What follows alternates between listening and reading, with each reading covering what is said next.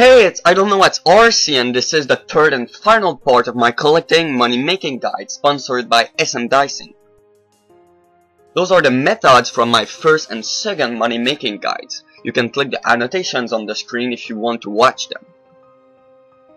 In this video I will show you 6 more methods, as you can see on the screen. You can click on one of them to jump directly to the right part of the video. The first method of this video is to collect Limpwurt Roots. So this method gives incredible amount of cash, around 600k GP per hour, and they are very easy to sell. To use this method, you will absolutely need to have level 20 dungeoneering to access the resources dungeon where the Limpwurt are. Having a high level in summoning can also help you get more cash per hour. The only thing you want in your inventory is to have a brass key. And in your equipment you want to have a ring of dueling and a skill necklace. The fastest way to get where the Limpwurts are is to teleport to the cooking gal with a skill necklace, and then after that go west to the little house that you will open with your brass key. After that go south from the Isle Giants and enter the resources dungeon. Okay, so like I said, teleport to the cooking gal and then go west to the little house, which is in fact a shortcut to the Edgeville dungeon. From there go south and enter the mysterious entrance. You will now be inside the resources dungeon where the Limpwurt Roots are, so simply take them.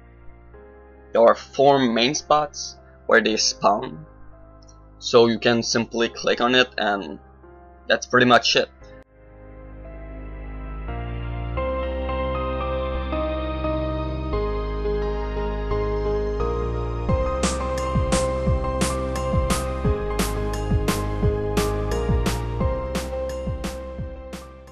Now let's talk about the swamp toad, which are also great money.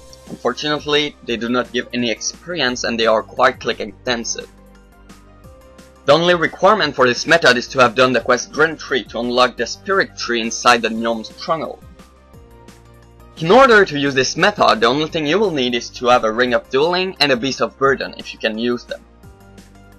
The swamp toads are located inside the gnome's stronghold, and the fastest way to get there is to use a ring of dueling to teleport you the mobilizing armies, and then after that use a spirit tree to go inside the stronghold. Then all you need to do is to run northwest to the swamp toads respawn.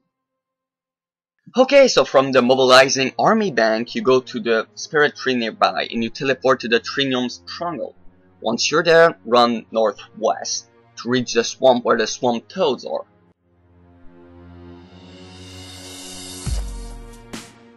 Okay, so once you're there, simply collect the swamp toads. They are very small and can be a little bit hard to click, but there are many of them, so you can collect them non-stop. As you can see, you can be attacked by a gnome, but don't pay attention to it, he's only level 5. And when your inventory is full, simply go back to the mobilizing army with your ring of dueling and bank.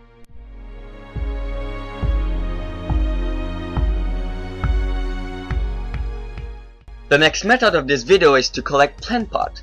So it doesn't give incredible amount of cash, but what is great about this method is that it can be away from keyboard. There is absolutely no requirement for this method, so any player at any level can use it. The only thing you will need for this method is to have a full inventory of empty plant pots, which can be bought at the Grand Exchange. You can use this method at any farming patch, but the 2 best ones are located inside the tree gnome's stronghold and inside Varrock because they are close to a bank. Okay, so from the bank simply go to the farming patch and use one of your empty plant pot on the farming patch. And then all you have to do is to wait until your character have filled all the plant pots.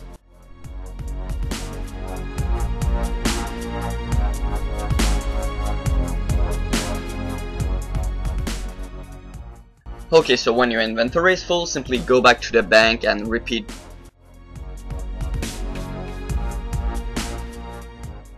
The next method I will show is to collect one of Zamorak, which can be a good method if you want to train magic and get money.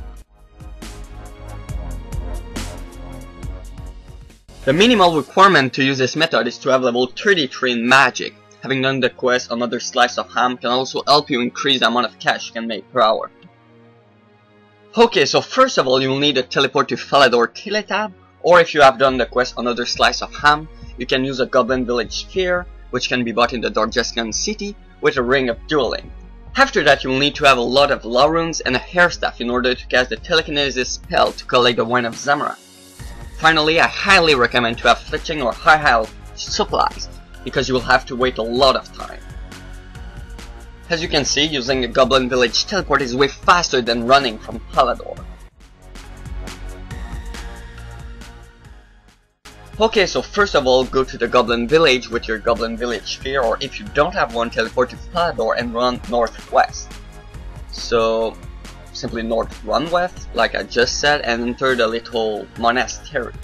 So once you're there, cast the Telekinesis spell on the wine. You cannot simply grab it, because you will get damage, and you won't be able to get it in your inventory. So you absolutely need to use the Telekinesis spell.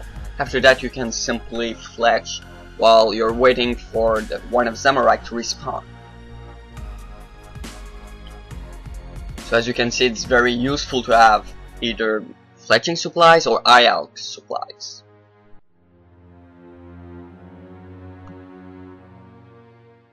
The next method is the Potato Cactus method. So I know it's quite popular, but it's still very decent money at around 500k GP per hour.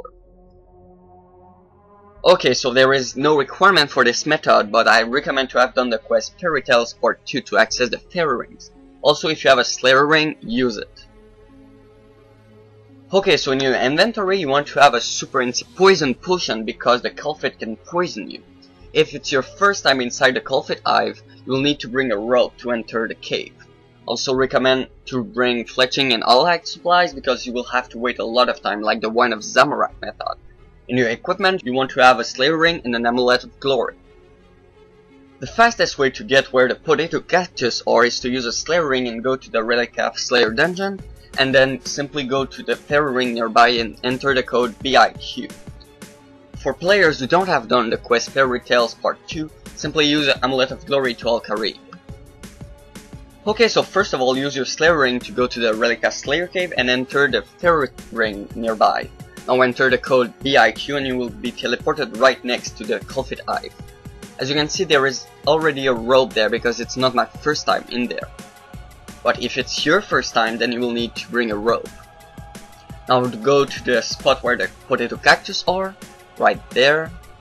And as you can see, you can be poisoned though, so don't forget to bring an anti-poison potion. So now simply pick up the Potato Cactus, and you can go to the safe spot right there if you don't want to be attacked. Now you will have to wait around 30 seconds so you can bring fletching supplies or allied supplies. So when they respawn, simply pick them once again and go back to your safe spot.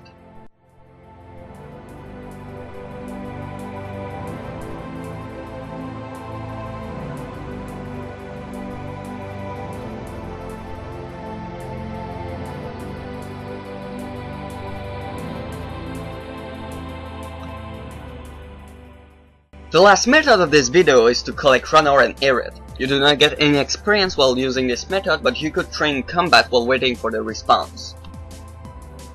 The only thing you need for this method is to have level 10 in Dungeoneering to access the resource dungeon where the herbs are. Also, having a high level in summoning can help. All you really need for this method is to bring an Amulet of Glory to bed.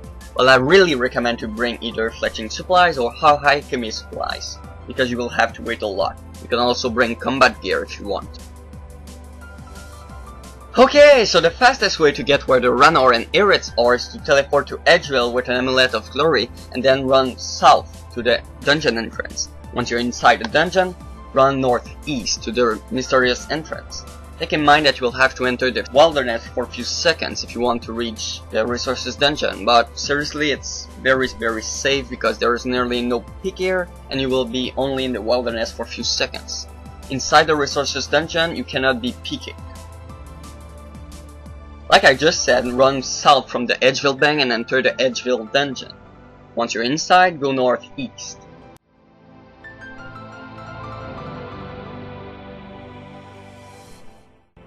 Okay, now I will have to enter the wilderness, but as you can see I'm only there for a few seconds.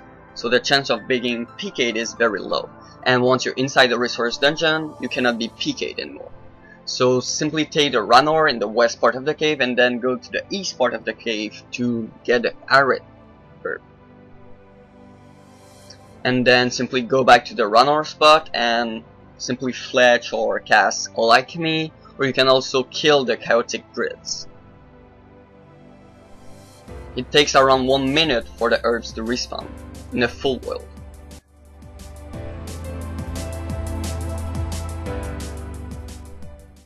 Okay, so take the Ranarr herbs and then the Irit herb, and then you can kill the chaotic dwarves, dreads I meant. They can drop good herbs, but in this video I'll only focus on the collecting part.